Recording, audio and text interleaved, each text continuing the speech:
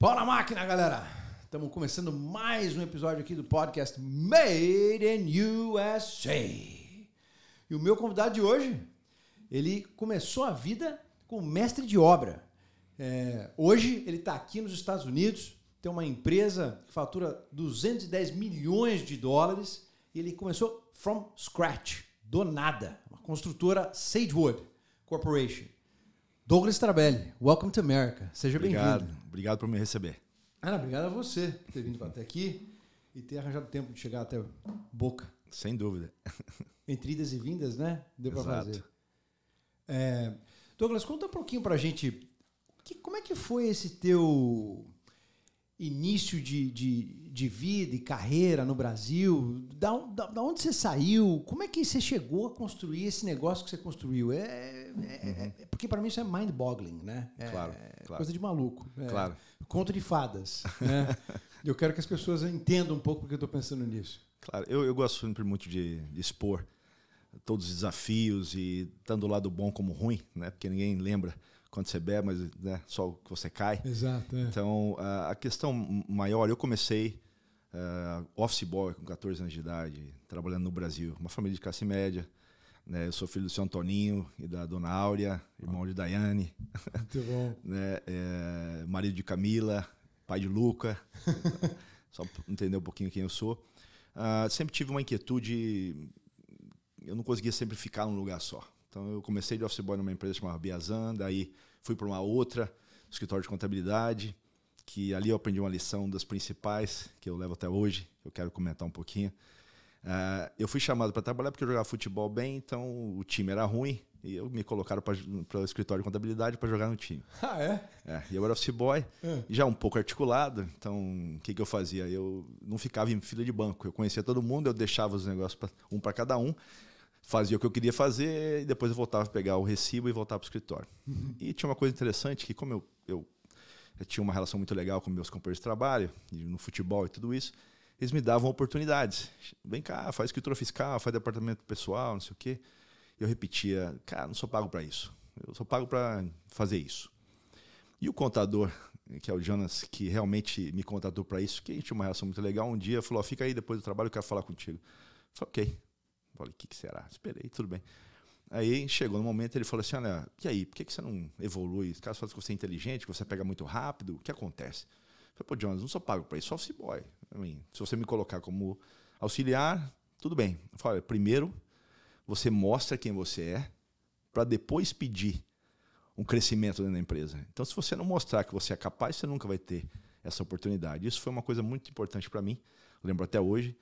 E a partir daí eu comecei a crescer muito dentro do escritório, virei chefe do escritório, depois saí, e aí foi começar outras coisas. Mas essa parte foi muito importante para mim. Então, para as pessoas entenderem, primeiro busca, tá? Primeiro aprenda, primeiro se dedique, depois cobre. E uma coisa que ele me falou que foi interessante, se eu não conseguir ver a sua evolução, você pode ter certeza que outra empresa vai. Então, de uma maneira ou outra, ganha-ganha. Isso foi muito importante na minha vida, um dos pontos principais quando eu comecei a crescer na vida. O mercado é eficiente, né? O mercado é eficiente, é isso. Ele corrige, né? Se ele percebe que tem ineficiência ali, né? Exatamente. Hoje eu aplico na minha empresa. Você imagina, até hoje, sei lá, 30 anos atrás. Então imagina a diferença. Né? Isso para mim foi uma diferença grande. E eu tinha sempre essa intenção de criar coisas e fazer empreendimentos. E eu comecei isso no Brasil com um amigo meu que chama Josimar, está lá até hoje. Você saiu dessa empresa de contabilidade com que idade? Eu tinha 17 anos, mais ou menos. Com 18 anos, eu comecei a fazer um negócio de carro batido. Na época, você comprava um carro batido, reformava o carro batido e vendia. Eu tinha um amigo que chamava Josimar, de criança, e a gente decidiu ir para São Paulo, porque ele tinha um primo dele lá, comprar carro em São Paulo no leilão, reformar com o tio dele e aí vender o carro depois. Isso durou um ano. A gente ganhou dinheiro e perdeu dinheiro.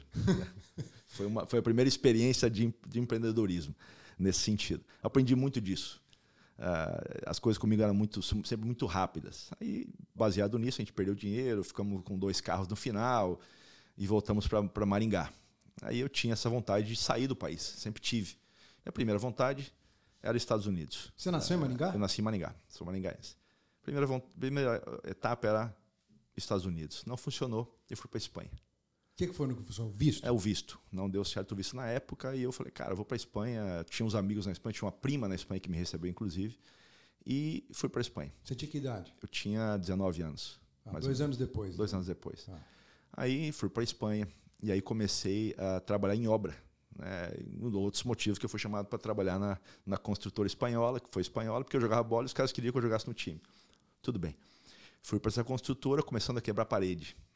Quebrar parede e tal. Aí é onde a lição do meu amigo lá me ajudou.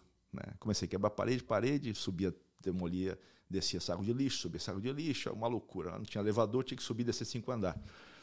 Tá aí, tudo bem. Eu tive uma oportunidade de aprender a fazer paredes, como não é marceneiro, é pedreiro. Pedreiro. Aí o cara gostava de mim, me adorava e falou, cara, vou te ensinar a construir parede para você parar de demolir. Eu falei, ok, me ensina. E o dono era um espanhol que não gostava disso, de que cada um faz seu trabalho. E no final do trabalho ele gastava 1 ou 2 horas dele comigo e para me ensinar. Um dia eu falei assim, eu vou construir essa parede aí, pro espanhol. Ele falou, não vai não. Eu falei, vou construir sim. Senão eu vou sair. Ele falou, então constrói. Só que se você não construir direito, você vai sair. Eu falei, tá bom. Comecei a construir essa parede. Foi uma coisa de louco. Consegui construir. Não esqueço até hoje disso. Isso me ajudou bastante. Construí. Quando eu terminei no final do dia, ela estava torta. E o cara já tinha ido embora. Eu falei, e agora? Como é que eu faço isso? Como é que endireita? Como é que eu chego amanhã e perco o trabalho? Foi, quebrei a parede toda, desci o lixo todo, voltei e construí a parede de novo. No outro dia, ele falou, cara, legal, agora você é pedreiro. Você cometeu? Qual foi o erro que você cometeu a primeira vez? Eu tinha alinhado as paredes, tinha uma cordinha que você colocava de um lado do outro. Sim. E a cordinha eu coloquei para fora. E eu não vi, você não vai vendo. Quando você está de baixo, você não vê. E quando você vai chegando em cima, que você vê que a parede está assim. Você coloca o plumo. Eu falei, tá bom. Aí ganhei essa posição. Aí depois de um tempo virei chefe geral da empresa. Eu era o supervisor geral. E um dia eu cheguei e falei para o Rafael, que é o dono, que é o espanhol. Eu falei assim, olha, eu era chefe dos filhos dele. Pra você ter uma ideia já. Que eram mais velhos que eu. Quanto tempo demorou para você? 1 ano. 1 ano eu virei o chefe geral da empresa. O que é isso? Aí... E hablando espanhol? Hablando espanhol. Assim, E onde você morava? Foi muito bom. Que cidade? Morava em Madrid. Madrid? Eu fui para Madrid, que é uma cidade maravilhosa. Tenho um amor grande por Madrid até hoje. Aí eu cheguei em Rafael, falei, Rafael, meu ciclo aqui não tem onde eu ir mais. Eu já sou o chefe geral. A empresa é média, você tem 25, 30 funcionários. Eu quero comprar um pedaço. Eu quero ser dono. Eu quero mudar a sua empresa. Eu quero melhorar a sua empresa. Eu quero crescer a empresa. Eu não tenho onde você ir mais. Você está muito fechado nos seus clientes. E eu acho que tem um mundo muito grande aí fora. E ele, com o espanhol duro de negociar, falou, não vou dar não. Vou aumentar seu salário. Eu falei, não quero salário. Eu quero participação. Isso é uma das coisas que eu aplico na minha empresa hoje. Então são coisas que você vai, no final da história, trazendo para a balança. E nesse momento, ele negou e eu falei, então eu vou dar 90 dias para você e vou sair. Mas você lia a respeito de participação? Você chegou a ler nada? Não. Isso foi a intuição tua? Intuição. Eu nunca que você sentou a ler um paper de partnership? Não, isso sim. Eu sempre estudei muito. Mas mesmo nessa época, quando você tinha 20, 22? Sim. Eu sempre gostei muito de assunto. Tinha te explicar. Eu gosto muito de assuntos assim direcionados ao que eu vou fazer. Então eu procuro, eu faço um research legal e eu realmente vou fundo e vou exatamente específico no que eu quero. E aí continuo. Obviamente que eu não tinha uma compreensão total do que era esse tipo de partnership, como seria, mas eu queria ser sócio. Se era 5, 10 ou 20, interessava. Eu queria modificar, eu queria crescer a empresa. 90 dias passaram e eu fui sair da empresa e ele era bem duro, assim, né? Mandou o filho dele me falar. Meu pai falou, para falar com você, ele vai dobrar o salário, mas você tem que ficar. Eu falei, não vou ficar. Eu já falei que eu não vou ficar. E saí completamente da empresa. Montei a minha construtora. Tá? Lá na Espanha? Lá na Espanha. Em Madrid? Em Madrid. Montei a construtora. Já era Sagewood? Não. Era Projeto 3. Projeto 3. Aí eu montei essa construtora e começamos com o Daniel, que na realidade é um goiano na época, trabalhava comigo com o Rafael, veio trabalhar comigo na construtora de sócio. Pegamos uma obra de um iraniano para pintar na época. Aí ele falou... Não era obra, era pintar. Era pintura. Começo da primeira obra. Eu lembro até hoje. Conversava bem com ele, gostava de mim. Então ele falou, cara, tem a obra inteira para você fazer. Eu pensei bem, falei, como é que eu vou fazer essa obra inteira? Não tem gente, né? Eu falei, tá bom, vou fazer a obra inteira então. Quanto é que você quer cobrar? E eu pensava, não sei quanto é que é. Aí fiz a conta lá junto com o Daniel, falei, cara, vamos fazer isso aqui que vai ser o começo da empresa. Vamos perder dinheiro, vamos fazer o que tinha que fazer. Não perdemos no final, mas pegamos a obra inteira. E aí? Eu li os planos, falei, meu Deus, como é que eu vou fazer essa obra aqui? Não tem nem gente. Era uma obra de? Obra de renovação interna enorme, de um apartamento. De um apartamento. De um apartamento. Aí saí contratando gente. E como eu jogava bola, eu conhecia muita gente. Isso sempre me ajudou muito. Eu acho que o futebol me deu vários pontos interessantes na vida. Liderança, saber lidar com um tipo de pessoas. Saber encarar resiliência, perder, ganhar. Perder eu não gosto muito, mas vamos lá. Faz parte. E fizemos essa obra, foi um sucesso. A partir daí, a gente começou a fazer muitas obras. A gente chegou até 60 funcionários. Maior que a própria empresa que eu trabalhava. Passei a ser maior que ele. E tive uma situação que eu estava num prédio, ele no mesmo prédio. Nossa. E eu peguei o prédio metade. E ele ficou na metade. No final, eu não tomei, mas a ineficiência da empresa dele, ele acabou perdendo mais da metade do projeto e eu assumi o resto. Pô, meu xará ficou triste, então. Ficou triste. E aí foi indo. Eu era muito garoto na época. Assim, aconteceu um episódio que eu conto para poucas pessoas, eu vou contar para você. Pô, legal. Mas eu morava no centro de Madrid, num duplex. Assim, tinha um dos carros mais caros da época e tal. Mas eu tinha uma secretária, coitada, que eu trabalhava praticamente 24 horas, eu liderava as obras, eu fazia as obras, eu ensinava os caras a trabalhar, eu fazia o paperwork, eu fazia tudo isso. Lembro que um dia tinha uma quantidade muito grande de valores a receber. E eu demorava para cobrar, nunca foi a minha melhor qualidade. Eu fui buscar um cheque, que era alto e tal, com o meu carro. Cara, eu lembro que eu parei esse carro e fui buscar o cheque que estava fechado. Eu não tinha como pegar o cheque, nem o dinheiro que o cara tinha que me dar. E aí? No outro dia, né, pagar as pessoas e tal. Mas o pior é que o carro não estava sem gasolina. Putz, grilo. Eu não tinha dinheiro para colocar gasolina no carro, com uma empresa com 60 funcionários. Eu vim andando para minha casa para pegar, porque eu tinha cash na minha casa. Eu não andava com cash no bolso. Na época, cartão de crédito era uma coisa assim, eu não usava tanto. E eu vim andando para chegar em casa, pegar dinheiro de casa e voltar para dar gasolina no carro. Olha a loucura. Sabendo que eu tinha um absurdo dinheiro a receber. Isso foi uma lição também. Eu fui andando. Nesse caminhada de uma hora que eu fui, podia ter ligado, podia ter feito um monte de coisa, mas eu falei, cara, eu vou andando para me aprender a me organizar. E eu fui andando, cheguei em casa, peguei, voltei e tal. E entendi o seguinte, você tem que controlar a sua empresa, começo ao fim. E você não pode deixar nada para trás. Você não pode deixar finanças, principalmente. Aí eu comecei a trabalhar um pouco em finanças, estudar muito mais finanças, entender, controlar budget. Todas essas coisas assim de ruim, se você transformar em boas, né, você vai ter um resultado bom no final. E aí continuei crescendo. Nessa idade, amadureci muito rápido. E chegou um ponto que deu para mim a Espanha. Eu ainda tinha a ideia de ir para os Estados Unidos e falei, cara, já deu. Você já era casado? Não. Já era casado. Casado não, tinha namorada. Tá. Depois virou minha primeira esposa, a gente se separou aqui. E aí, eu resolvi ir para os Estados Unidos. Falei, vou dividir a empresa, vou vender. Acabei dividindo para alguns funcionários e vim embora para os Estados Unidos. Por que dessa vez você conseguiu o visto da primeira não, Douglas? Porque eu já era legal na Espanha. Eu já tinha documentação espanhola desde quando eu cheguei. Então, era muito mais simples para mim. E a Espanha, eu não tinha passaporte espanhol, mas eu tinha green card espanhol. Então, era mais simples para pegar o visto. Então, foi simples, eu vim. Na época, eu trouxe um amigo de Maringá, chama Raul, que ele trabalha comigo hoje na Seidway, desde a Espanha. Então, ele tem praticamente 25 anos trabalhando comigo. Veio comigo de lá para cá e até hoje trabalha comigo na Espanha, na Seidway daqui, em Nova York, na realidade. E a ideia chegou, eu cheguei aqui, assim, falei, cara, não vou fazer mais construção. Vou montar um restaurante espanhol com um amigo meu que era dono de uma rede de restaurantes brasileiros em Nova York, tinha 2 restaurantes, e vamos montar um restaurante espanhol. Eu lembro até o nome hoje, Boca Louca era o nome do restaurante. Falei, tá bom, vamos lá. Em Nova York? Em Nova York. Começamos o processo de falar sobre isso. Aí eu falei, cara, isso não é para mim. Não vou fazer isso. Travei. Quando eu travei, eu fiquei numa sinuca de bico, como a gente fala, né? Assim, volto para a Espanha, fico aqui, o que eu faço aqui? E os meus funcionários, que na realidade ficaram com a empresa, começaram a me ligar. Cara, tá indo para baixo, os clientes não querem mais, querem falar com você e tal. Eu falei, cara, se vira aí, eu não vou voltar não. Aí fui trabalhar numa construtora, para aprender ou para entender o modo construtivo. Bem diferente, né? Ele tem a sua diferença, mas não é tanto nas bases gerais, não. É mais material, realmente, e forma.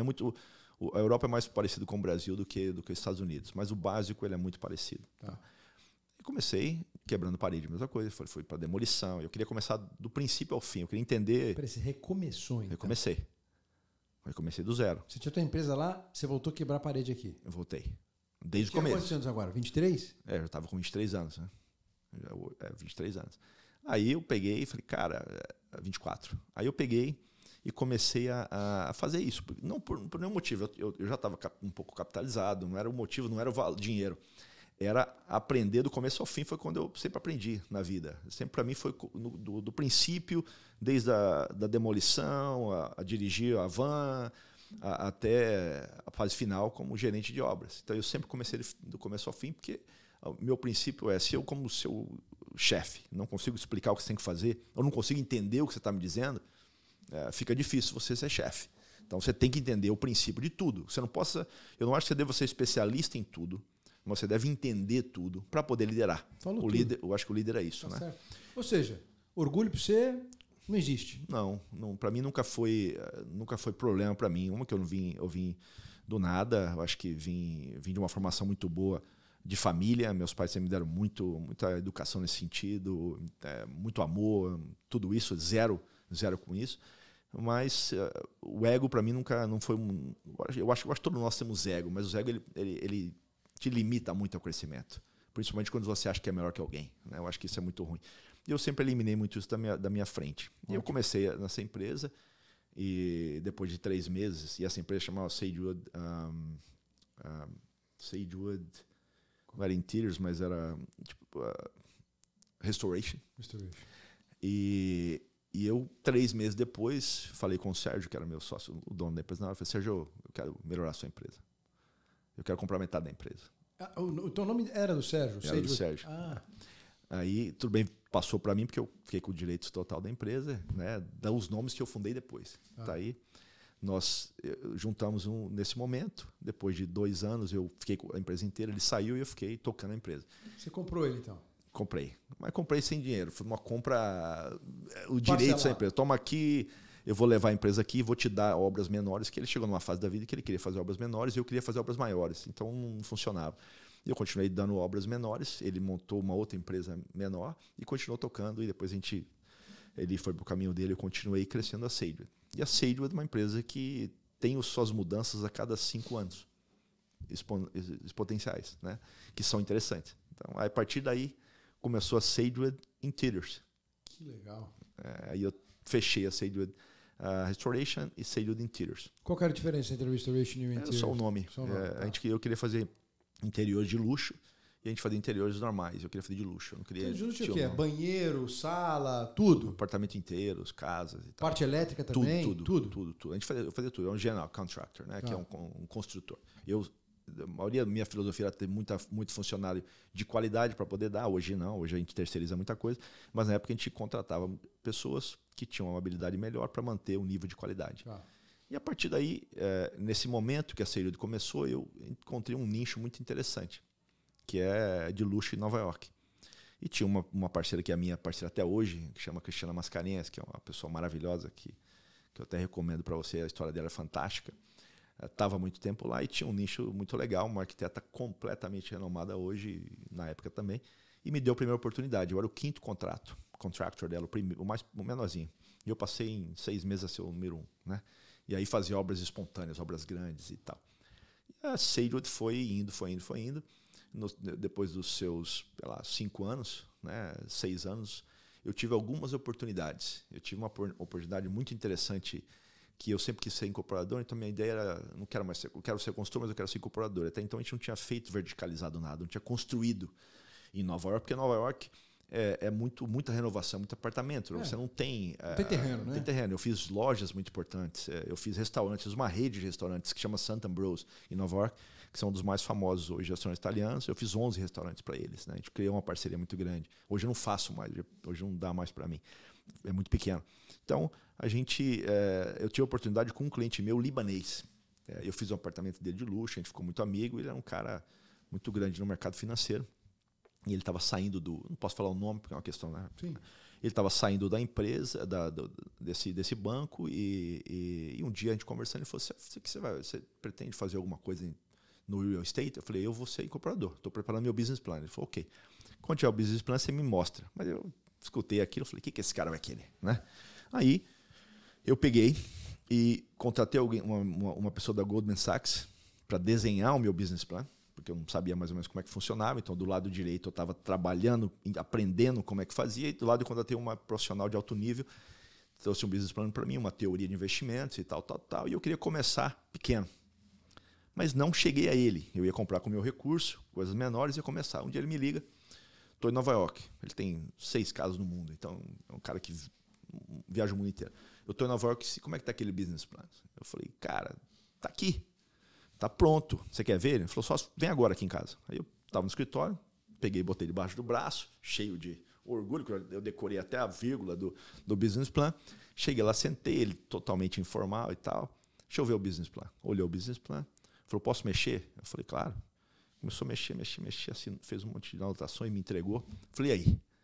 Aí eu li o business plan que ele mexeu. Eu falei, o que você fez aqui? Isso aqui está melhor para mim do que para você? Ele falou, se você ganhar dinheiro, eu ganho mais ainda. Eu falei, você tem razão, está fechado o negócio. Começamos nossa parceria. Porque ele te deu funding, foi isso? Ele virou meu sócio nesse empreendimento. Aí nós compramos uma casa, uma townhouse em Manhattan, que não deu certo. A gente fez o depósito, como o mercado está muito aquecido, o depósito nosso não ficou hard, porque o cara não depositou, ou recebeu uma oferta maior e devolveu o dinheiro. A gente ficou, poxa, perdemos a oportunidade. Fomos para o Hamptons, que é a nossa casa dos Hamptons. Fomos para o Hamptons e ele, um cara high profile, que queria fazer uma coisa diferente, interessante, de alto nível. Nós fomos nos Hamptons, ficamos, sei lá, 6 meses buscando uma oportunidade interessante e encontramos o terreno. Compramos o terreno. Era terreno? Não tinha nem casa? Zero. Compramos o terreno e começamos a desenvolver uma ideia de projeto. Tá? Aí, poxa, vamos construir uma casa de que tamanho, para que público? E começamos a fazer uma pesquisa muito grande. Eu trabalhei muito com ele junto, aprendi. Eu considero ele meu mentor, apesar dele não saber disso. Ele é meu mentor. E as viagens que a gente fazia dos Hamptons, isso é uma interessante. Umas viagens que a gente fazia de Nova York para os Hamptons dirigindo, eu fazia questão de dirigir ele. Só para ter 2 horas do tempo dele de ir de volta.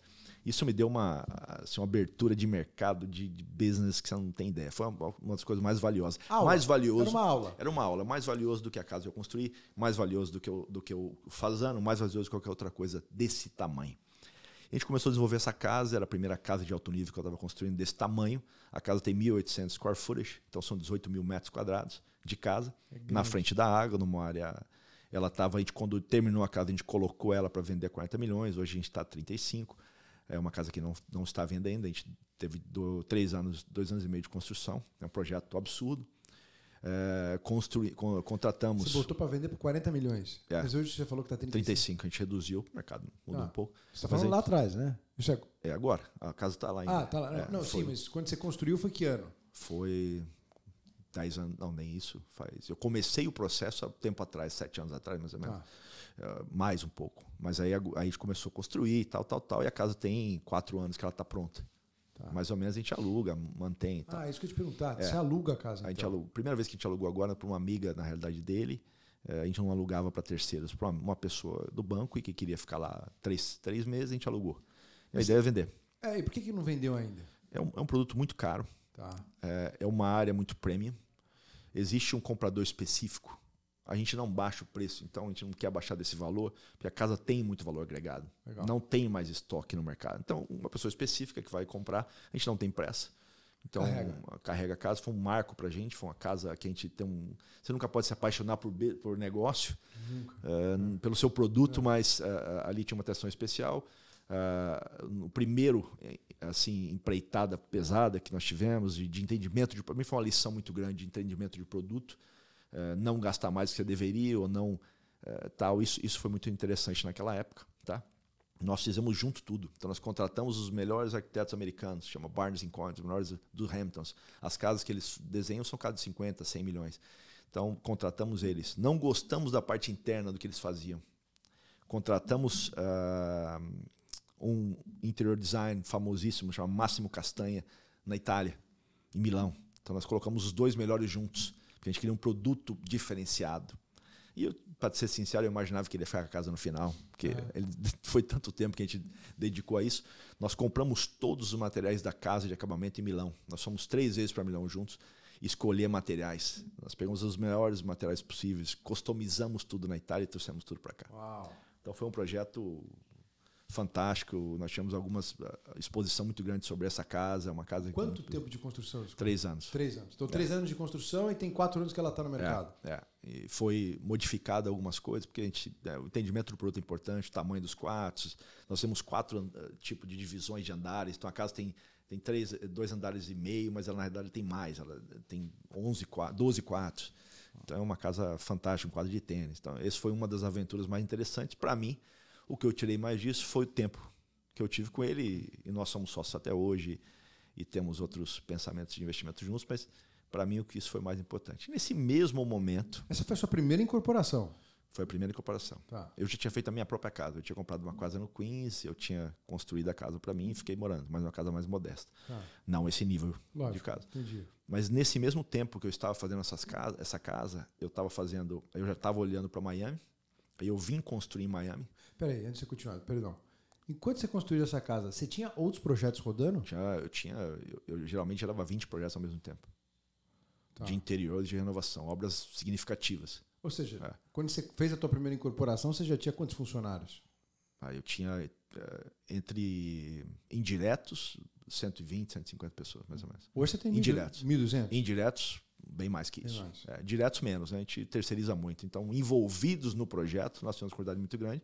Envolvido diretamente, não. Então, a gente terceiriza muito mão de obra. Tá? Hoje em dia, o mercado americano é isso. Né? Você pega uma empresa que já é especializada naquele caminho e traga para a sua estrutura. E aí, traz um profissional seu para controlar esse terceirizado. Então, Perfeito. a gente mudou um pouco o formato. Na época, não. Na época, eu queria controlar muito a qualidade. Então, eu tinha equipe para tudo. Pintura, para pedreiros, eu tinha equipe para tudo. Então, aí eu diminuí.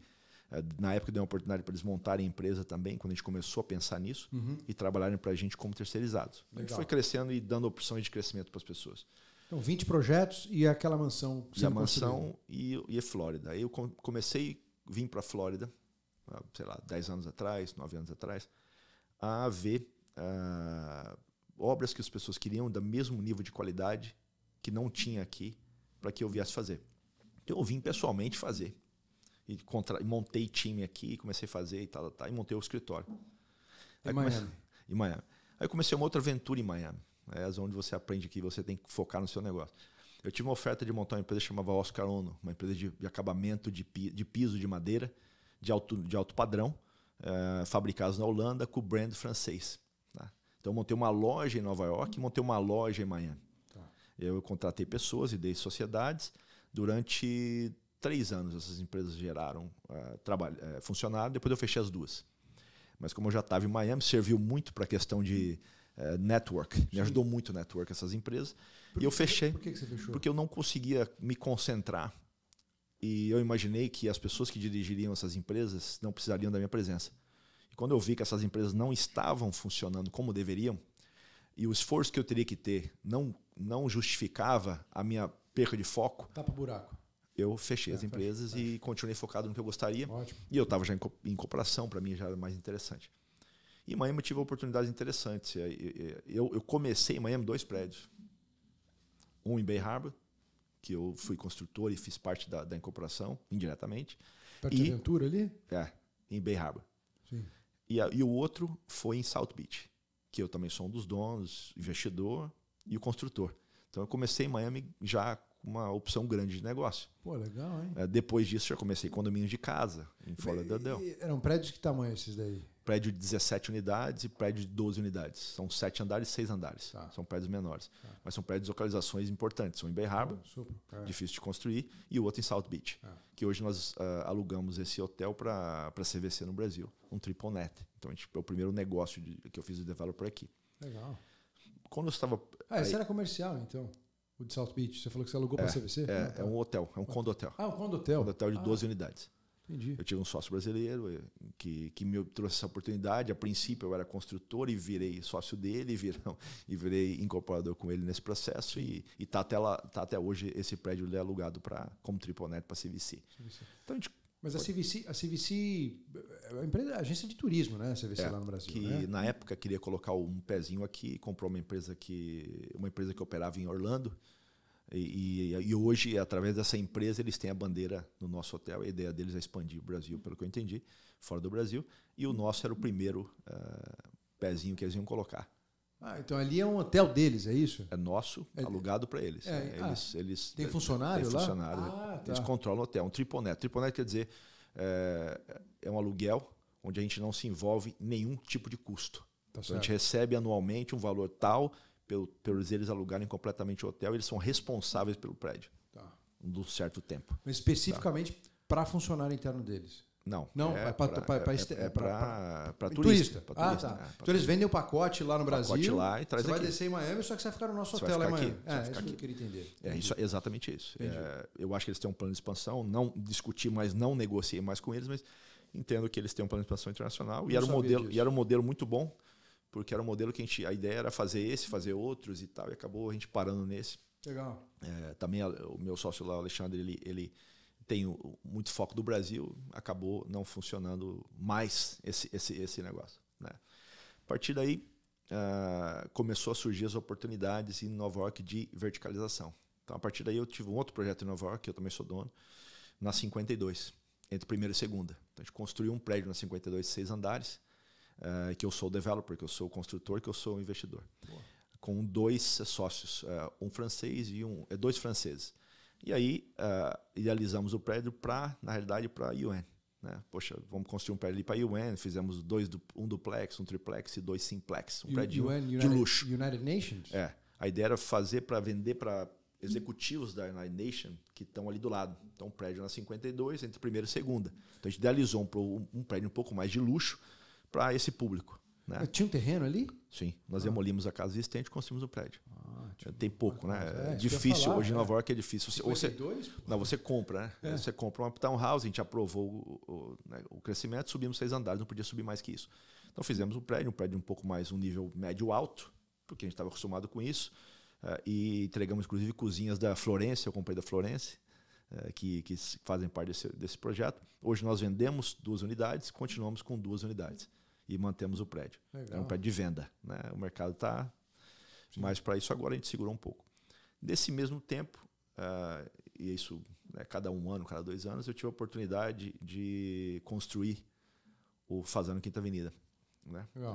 Isso é pelo trabalho. Eu já trabalhava com a família, já fizemos várias obras juntos em Nova York para eles há muitos anos. A JHSF. JHSF, que é a dona do Fazano, né? Que dona 65% do Fazano. Então, a JHSF, que é o José na época, que é hoje ainda o chairman da empresa, me ofereceu construir o prédio. Foi muito interessante, porque... Tinha um terreno lá? O terreno, ele tinha comprado o terreno já 4 anos atrás e estava fazendo uma renovação para poder fazer uma construção, porque você não teria capacidade de levantar se você não tivesse feito essa manobra, que era totalmente correta, mas teria que fazer uma renovação da planta existente, aí depois subir o prédio. Para mim foi um desafio muito grande, porque era um prédio na Quinta Avenida, de 15 andares, com um dos arquitetos mais importantes do mundo, Thierry Despons, um cara que fez a restauração da Estátua da Liberdade, um cara francês assim, de um nível altíssimo. E eu lembro que ele me chamou na sala dele e falou: cara, que você constrói o meu prédio, que eu tinha feito o apartamento dele, que era de alto luxo, tá? Eu falei: cara, eu não sei se eu quero dar esse passo, tal. Ele falou assim: eu confio em você, faz o meu prédio. Eu saí de lá, falei: tá bom, vou fazer o seu prédio. Saí de lá, falei: que agora? Como é que eu vou fazer esse prédio? Um tanto de obra eu tenho em Miami, eu tenho obra em Nova York, eu tenho obra em todo quanto é lugar, como é que eu monto esse time? Aí montei um time para o prédio e construí o prédio. E foi entregue.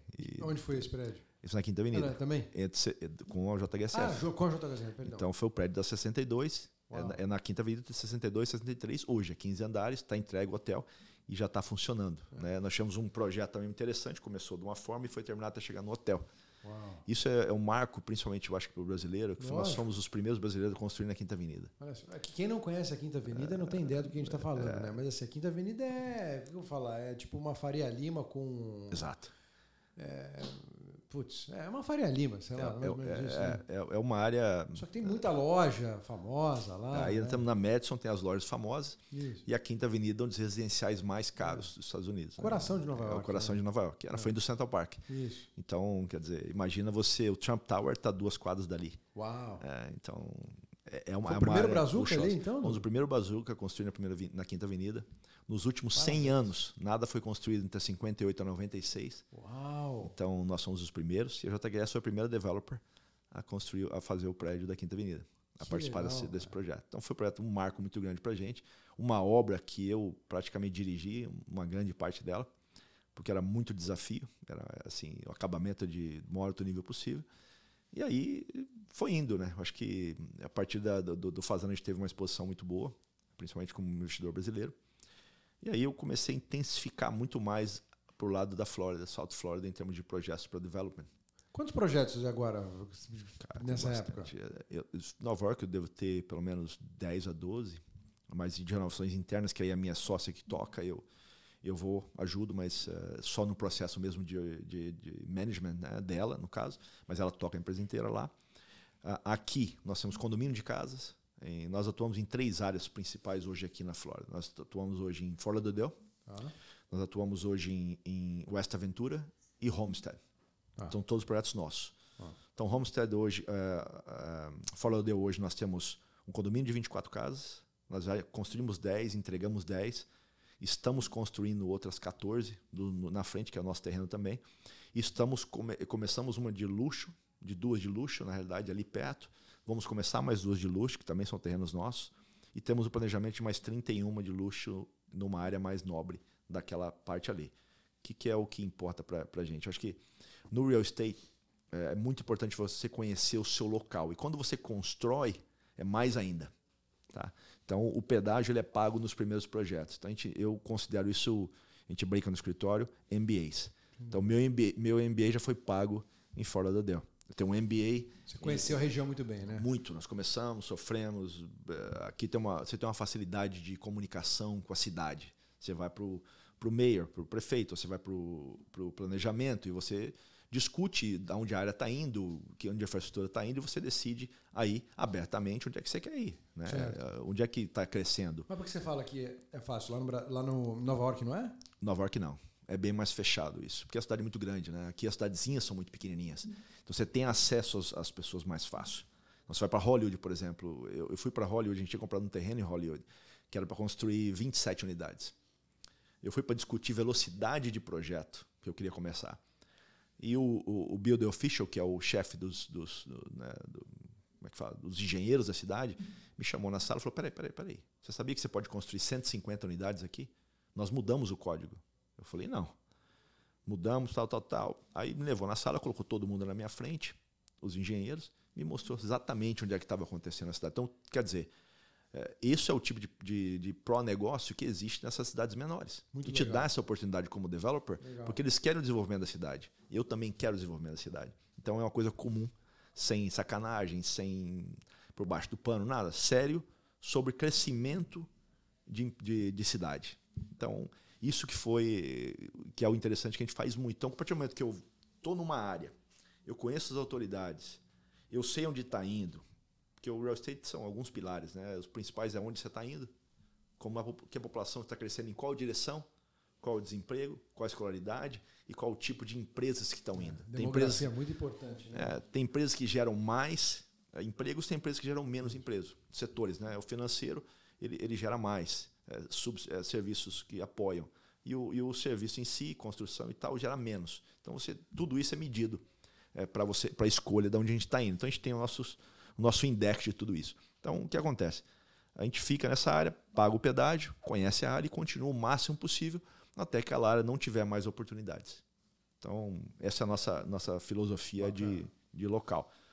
Em West Aventura, nós estamos com projetos interessantes, que é exatamente isso, né? Temos 3 projetos com 6 prédios e estamos indo para mais um nessa área. Então, é um projeto legal. E Homestead é uma área promissora. Residencial e comercial. É um mix, né? Um mix entre prédios residenciais como multifamily, que é a modalidade de você ter um título só para um prédio inteiro. Então, essa é a modalidade. Você vende como business, ele é calculado como o valor da renda do prédio, não calculado por pé quadrado. Então, você vende nessa métrica americana, que não existe no Brasil. E eu tenho Mixed Use, que é de luxo. Nós contratamos a Arquitetônica, que é uma das maiores empresas do mundo de arquitetura, responsáveis pelo Brickell City Center, responsável pelo Ritz-Carlton, que está desenhando um dos prédios para ser o marco da área. E o outro que é também de luxo. Então, essa mais ou menos que nós estamos hoje na Flórida. E Homestead é um workforce, classe média baixa, que a gente está também explorando muita área, uma área interessante. Nós temos um projeto acontecendo lá, a ideia é mais 10. Então, nós diversificamos um pouco, né, o que nós estamos fazendo. E futuro, Nova York é o futuro. Nos próximos 6 meses, estamos desenvolvendo um projeto em Nova York, um projeto interessante. Posso comentar muito sobre isso, mas é um projeto interessante. De value add, são retrofits de prédios. A ideia é comprar, retrofitar, alugar e vender para fundos. Então, estamos trabalhando em cima desse projeto. É o nosso próximo, atacar os 2 estados ao mesmo tempo. Você tem muito bom relacionamento com o banco hoje em dia, Douglas? Imagino que temos. Sim, né? Hoje, nós começamos muito com private lenders, que é uma facilidade muito grande de fazer muita velocidade, né? Quando você vai chegando nesse nível de crescimento, bancos são interessantes. Então, hoje, a gente tem relacionamento com bancos menores, principalmente para testar e ter as vantagens da exclusividade quando o banco é menor. Mas sim, pelo crescimento, a gente tem que já começar planejamento de ir para uma instituição maior. Porque ele vai diminuindo a capacidade de nos atender ao mesmo momento que a gente precisa, né?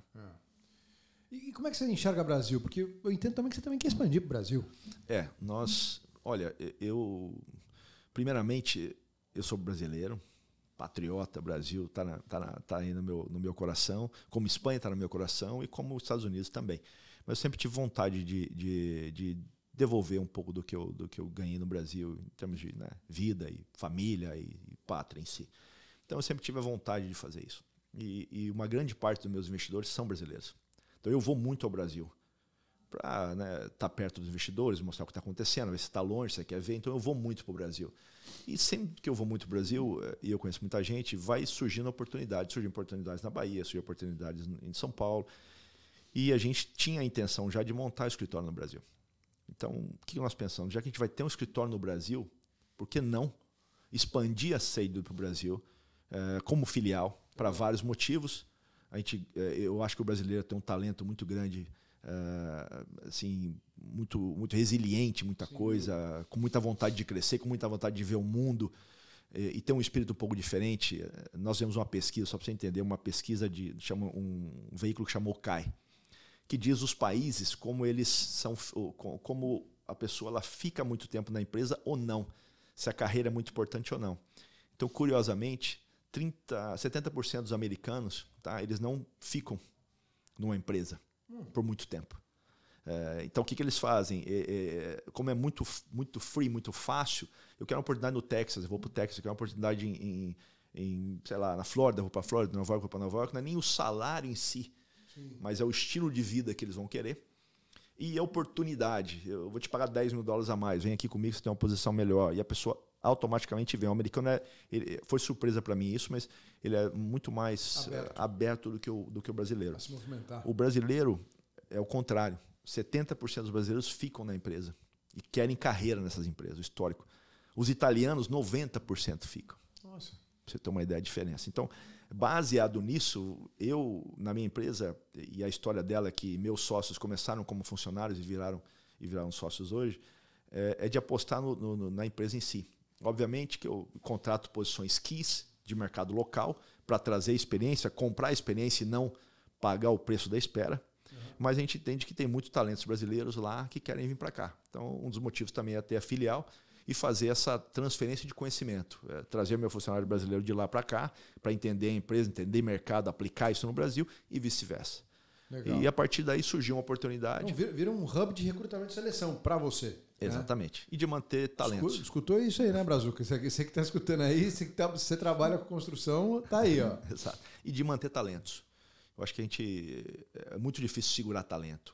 Então, na minha empresa é meritocracia. Se você é bom no que você vai onde você quiser. O começo não quer dizer nada. Você começa aqui, você vai até onde você quiser ir dentro da empresa. Desde que você não passe por cima de ninguém e vá da forma correta. Sem intriga, mas sim pelos seus méritos. Então, tendo isso, as pessoas... Como a gente tenta manter? Manter dessa forma. Você tem uma visão de crescimento, aqui dentro você pode crescer. E temos exemplos dentro da empresa. Então, isso é importante. E nesse momento surgiu a oportunidade do Brasil, uma parceria que nós acabamos de fazer agora, em Teresópolis, numa área muito legal do Rio. Eu conheço pouco o Rio, foi algumas vezes, mas essa vez eu me aprofundei um pouco mais. E a gente começou na parceria com essa empresa. E inclusive eu vou para o Brasil agora para lançar o produto. São um loteamento, a gente vai começar com loteamento dentro desse projeto, também fazer a incorporação de construção, se necessário ou não. A ideia no começo não é essa, mas futuramente é a incorporação também. Nós temos já uma pessoa que a gente contratou, que veio de uma grande empresa brasileira, que está com a gente lá, que vai ser o braço direito no começo. O primeiro escritório nós estamos abrindo em Recife e estamos a intenção de abrir mais 2, que é um no Rio e outro em São Paulo. São Paulo já seria e Rio pelo empreendimento, que é um empreendimento de longo prazo, é um empreendimento de 5 a 10 anos. Né? São 4 projetos dentro de um. A gente vai começar o primeiro agora em Teresópolis. É um projeto interessante. E a intenção era expandir. Agora essa oportunidade surgiu e o projeto futuro é Sul e Sudeste do Brasil, fazer em cooperação com parceiros locais. Legal. Né? Mas sempre com loteamento. Loteamento é o princípio. Desenvolvimento, né? Incorporação em tudo. Hoje... assim, você, Balneário de Camboriú, tá bombando lá, né? Isso. Você compraria um terreno lá para montar um prédio? Sim, compraria. Sim. Dentro de uma parceria interessante, sim. O que eu aprendi disso tudo? Você vai para um local que você não conhece. Eu, apesar de ser brasileiro, eu não tenho um conhecimento tão grande sobre o mercado brasileiro. Eu sei o que é o mercado brasileiro. Eu entendo as posições do mercado brasileiro. Eu estudo muito o mercado brasileiro. Mas a experiência local é fundamental. Sem dúvida. Então, o que nós buscamos? Nós buscamos parcerias locais que tenham conhecimento local e agregamos valor com o nosso conhecimento e o nosso brand americano, implantando coisas que a gente entende que é funcional. Então, uma mistura de experiências que vai dar um produto interessante. Por exemplo, a Europa é uma visão que nós temos de Europa. Mesma coisa, nós não iríamos para a Europa sozinho no primeiro momento. A gente teria um sócio local, onde já tem experiência local, onde a gente consiga agregar valor também e trazer um pouco do que a gente aprendeu aqui, do que a gente entende de negócio, de melhora de negócio. Mas além da experiência local, o que você busca nesse sócio? Quando você primeiro, a conexão. Eu acho que nos Estados Unidos tem muito joint ventures, né? Que é juntar para um negócio e desse negócio você não funcionou, você fecha isso. Eu tive várias experiências negativas aqui e hoje eu faço primeiro uma joint venture para depois uma continuação mais pesada. Mas o primeiro que eu busco é uma sinergia, uma conexão, integridade, principalmente, uma pessoa que tem uma visão de longo prazo, que queira uma parceria de longo prazo, que não seja greedy o suficiente para disputar a posição, que volta novamente no ego, né? Egoísta. E que tenha uma visão de futuro, com uma sinergia com a nossa visão de futuro, aberto para negócios. Ótimo. Essa é o que nós buscamos mais. Agora, e lealdade. Mas eles entram com capital? Também, também. Para uma parceria, sim. Aí depende da capacidade, né? Ou é 50%, é 20%, ou é 30%, depende da negociação. Mas além do capital, os principais requisitos são esses para qualquer negócio de real estate, é o mínimo 5 anos. Sim. Qualquer negócio. Então você tem uma relação ruim, você está 5 anos nessa relação com essa pessoa, você imagina. Sim. Qual é? Então, mas você também busca a experiência em construção desses sócios? Também. Apesar de trazer o nosso próprio time de construção local. Isso que eu estava entendendo. Nós trazemos o nosso local. Tá. E construção, em geral, ela é muito similar. Tá? Ela muda produto, ela muda a quantidade de cimento de uma viga, ela muda o tipo de design ou tal, mas ela é basicamente a mesma coisa. Tá. E hoje, construção, o que me importa em construção hoje é gestão. Então a gente trabalha muito, inclusive na nossa própria consultora, por isso que hoje a gente tem muito terceirizados e menos empregados, porque a gente está se especializando cada vez mais em gestão de obra. Caso contrário, hoje, para você ter uma ideia, na Flórida, 80% da construção que nós fazemos é para nós mesmos. 20% são para projetos interessantes que a gente quer construir para alguém que pode ser um parceiro depois como developer. Às vezes a gente entra na construção como equity, ou a gente participa do projeto quando ele é interessante. Caso contrário, não. Tá. Então tem toda essa parte que a gente cuida, principalmente na questão. É focado em o management, né? Que é a gestão de obra e gestão de pessoas. E em Nova York, como é que é isso, Douglas? Assim, aqui você falou 80% são próprios. Em Nova York... Nova York é o contrário. Nova York é o contrário porque Nova York, como eu estou muito focado aqui, Nova York agora provavelmente vai mudar novamente isso, né? Vai 80% vai ser Nova York também futuramente, mas hoje tem muita obra de interior de renovação de interior de alto nível que a gente toca com clientes específicos. Então não tem obras médio e baixo, lá é médio alto. E o que eu estou levando para lá, e é uma outra área da empresa, é as compras de unidades de prédios e reforma e manter as propriedades. Então isso vai mudar nos próximos 6 meses. Espetacular. Agora, Douglas, assim, muitas pessoas não conseguem entender como você pode como você ter esse sucesso, né, cara? Uma pessoa que não tinha nenhum grau de escolaridade, né? básico do Brasil, né? Ensino médio deve ter sido, nenhuma faculdade. Segundo ano, segundo grau. Segundo grau. Como que você conseguiu aprender tudo que você sabe hoje? O que é curso? O que você fez? Eu sempre fui muito curioso. Né? Sempre tive... Se tem uma coisa que eu não sei fazer, eu vou entender como é que eu vou fazer ela. Isso sempre foi assim. Mas eu sempre... Eu sou... Apesar de eu não ter uma formação acadêmica convencional, eu dou muito valor a isso. Tanto que meu filho, eu quero que ele estude, eu quero que ele tenha uma educação formal e quero que ele tenha uma educação de rua. Que ele aprenda os dois lados da brincadeira. O famoso street smart. Street smart, exatamente. Eu acho que ajuda muito. Eu acho que um sem o outro, você sofre muito. Eu sofri muito com a minha street smart até eu poder melhorar mais os meus conhecimentos gerais. Então, hoje eu faço o quê? Eu gosto muito do real estate, então eu estudo muito real estate. Eu faço cursos, sim. Eu fiz vários. Fiz Harvard também. Fiz outros cursos na Espanha. Fiz aqui. Tudo que eu me interesso, eu faço. Eu me aprofundo, eu leio algumas coisas que eu gosto. Eu gosto muito de negociação, então eu faço vários segmentos de negociação para entender. Porque a negociação você começa em casa com a sua mulher, né? Pois é, né? Então, é para tudo. E essa eu nunca ganho. Então, você perde, essa né? aí, por mais curso que eu faça, eu não consigo. Então, eu acho que algumas coisas. Curiosidade. Eu acho que olhar as coisas e receber bem as críticas construtivas, que a maioria das pessoas ela querem receber a crítica, mas quando você dá, elas não querem aceitar. Então, acho que é entender que você tem que receber críticas positivas e olhar para dentro de você e aprender. Melhorar sempre, mesmo que você ache que você é um expert no que você faz. Então, buscar sempre alguma outra informação. Eu acho que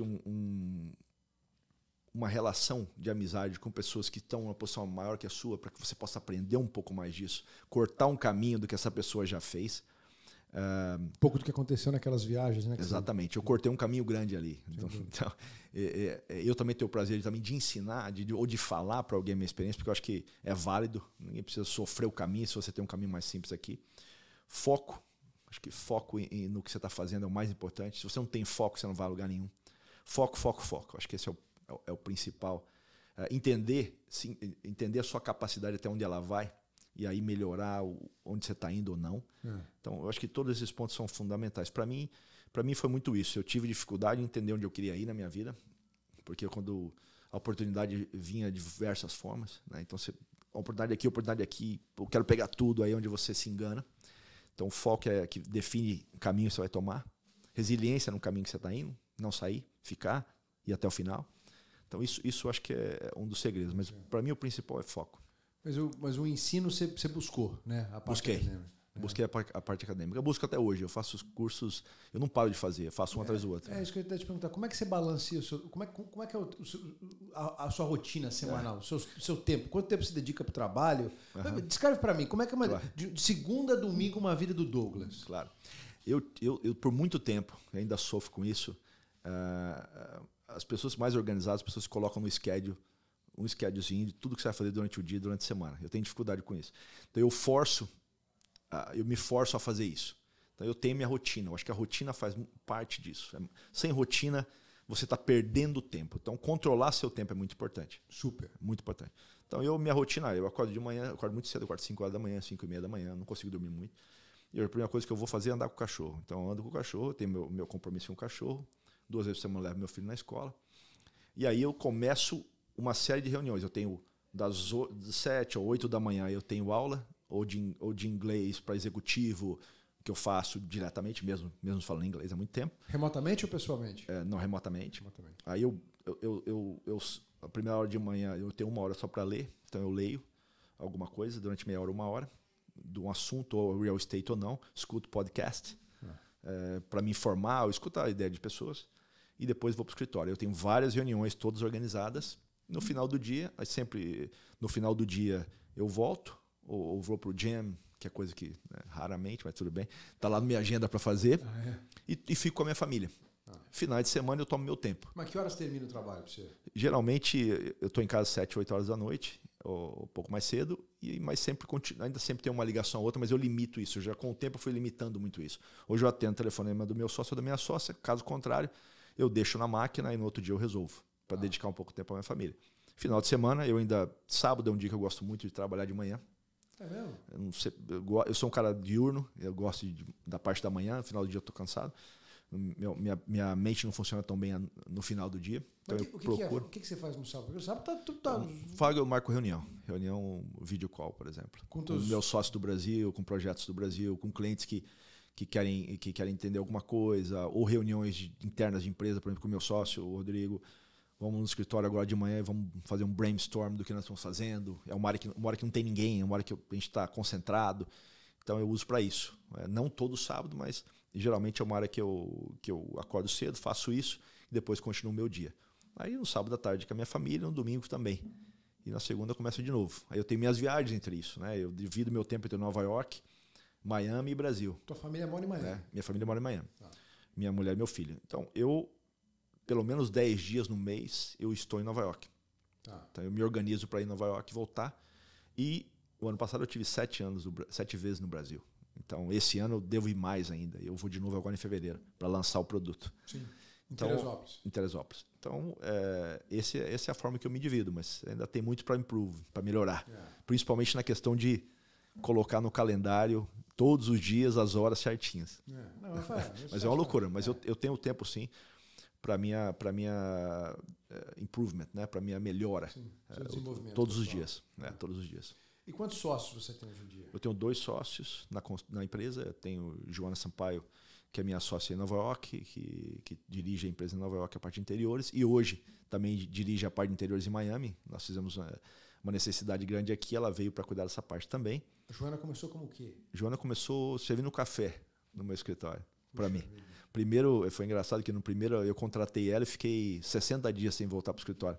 Por quê? Porque eu não gostava do escritório na época, eu trabalhava muito, eu fazia 30 obras ao mesmo tempo e eu controlava todas. Então, e quando eu cheguei estava tudo organizado e falei, e aí? O que aconteceu aqui? Eu nunca vi isso aqui organizado. E ela começou dessa forma.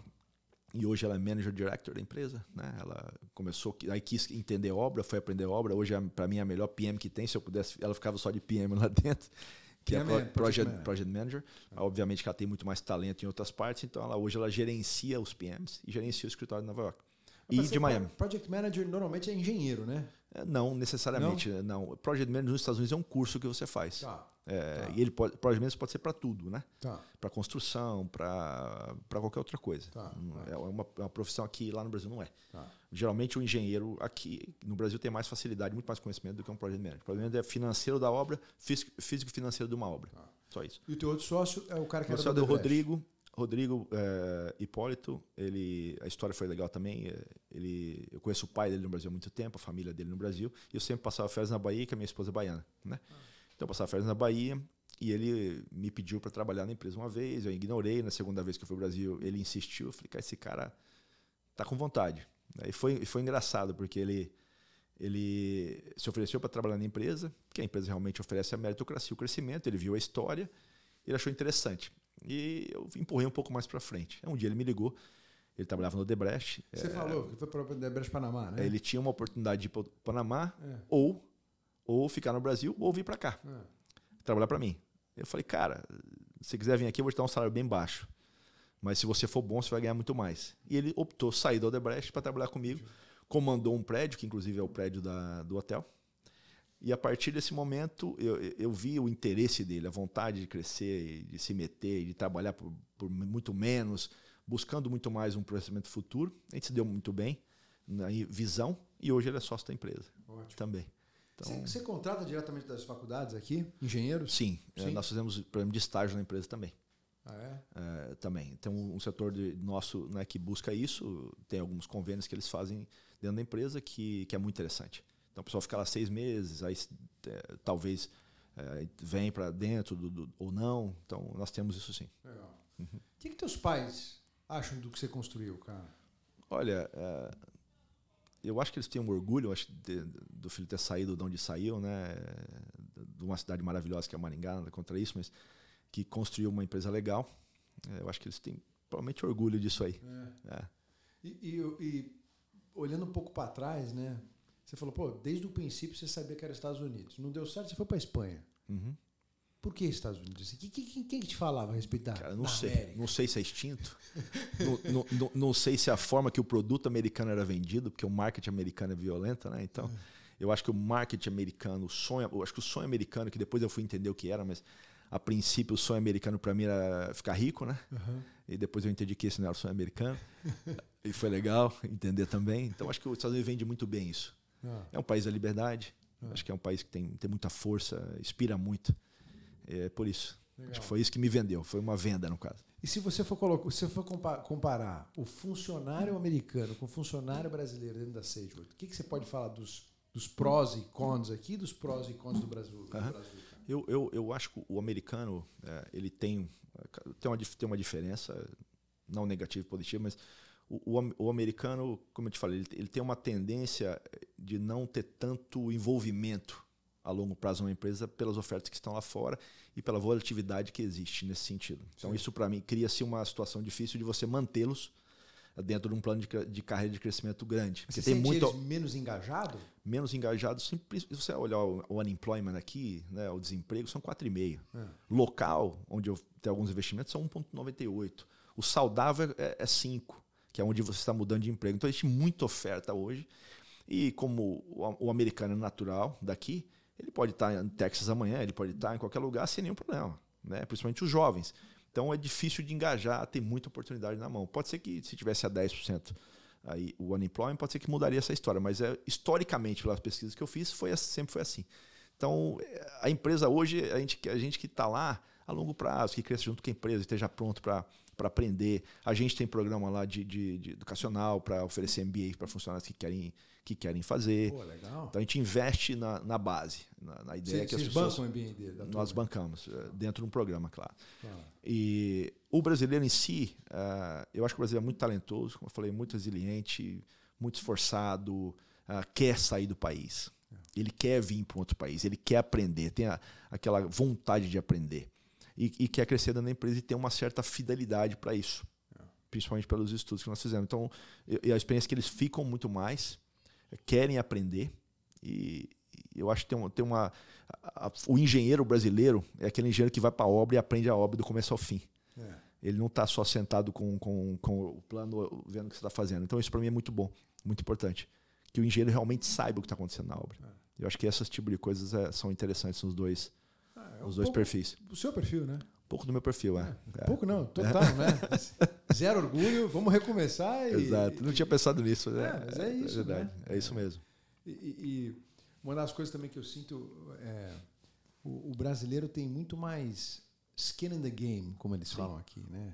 Que é o engajamento, né? Assim, ele trata a sua empresa, eu acho, com um carinho muito maior do que o americano, na minha opinião.